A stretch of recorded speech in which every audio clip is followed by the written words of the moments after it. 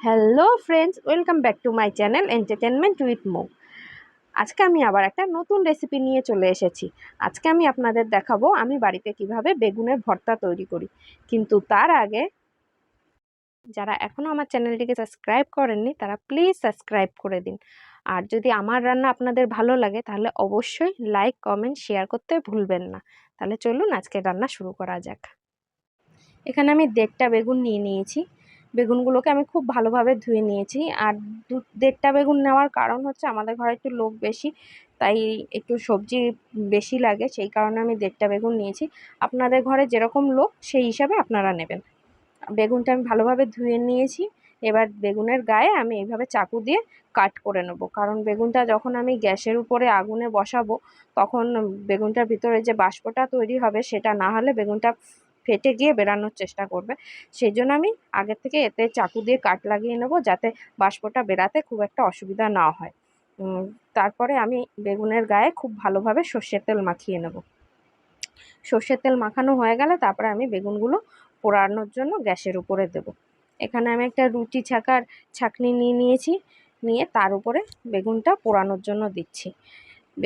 বেগুনটা যেহেতু অনেকটা বড় তাই ছাঁকনিতে ঠিক ধরছিল না, তাও একটু এপাশ ওপাশ করে নাড়াচাড়া দিয়েছি। আস্তে আস্তে বেগুনটা আমি পুরো পুড়িয়ে নিয়েছি। এই দেখুন বেগুনটা কত সুন্দর পুড়িয়ে নিচ্ছি। পুরো বেগুনটা পোড়ানো হয়ে গেছে। এবার এটাকে আমি গ্যাস থেকে নামিয়ে নেব। এই যে নামিয়ে নিয়েছি, এবার এইভাবে আমি ছালটা তুলে নেব। বেগুন ভালোভাবে পুড়লে ছাল আপচেই উঠে আসে। বেগুন পোড়াটা সবচেয়ে ভালো কাঠের উনুনে হয়, কিন্তু আমরা তো এখন কাঠের উনুন ব্যবহার করি না, তাই গ্যাসেই করতে হয়।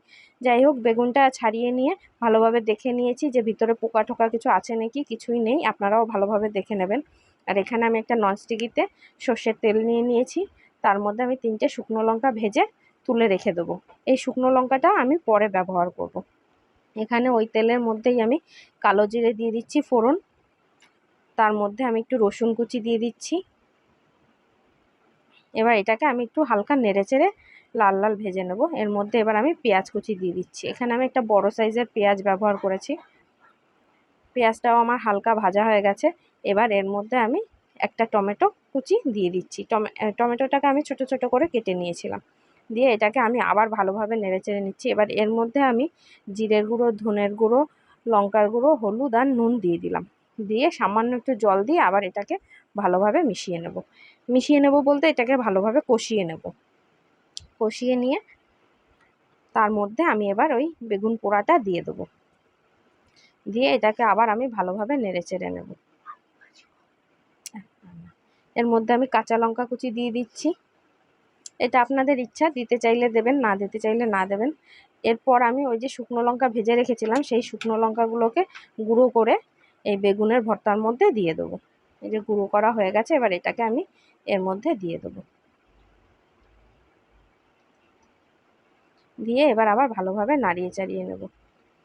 নামানোর আগে আমি এখানে ধনেপাতা কুচিয়ে রেখেছিলাম, সেই ধনেপাতা কুচি দিয়ে দিলাম। দিয়ে আবার একটু নাড়িয়ে চাড়িয়ে নেব।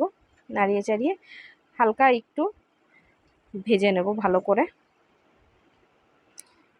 এই দেখুন কত সুন্দর হয়েছে। এটা রুটি দিয়ে খেতে খুবই ভালো লাগে, আর ভাত দিয়েও ভালো লাগে, কিন্তু রুটি দিয়ে খেতে খুবই সুন্দর লাগে। এই যে আমি প্লেটে নামিয়ে নিয়েছি। তাহলে কেমন লাগলো আমার বেগুনের ভর্তার রেসিপি অবশ্যই কমেন্ট করে জানাবেন। আর আমার রান্না ভালো লাগলে অবশ্যই সাবস্ক্রাইব করবেন, আর লাইক শেয়ার করতে ভুলবেন না।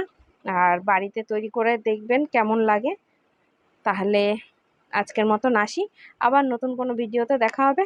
টাটা।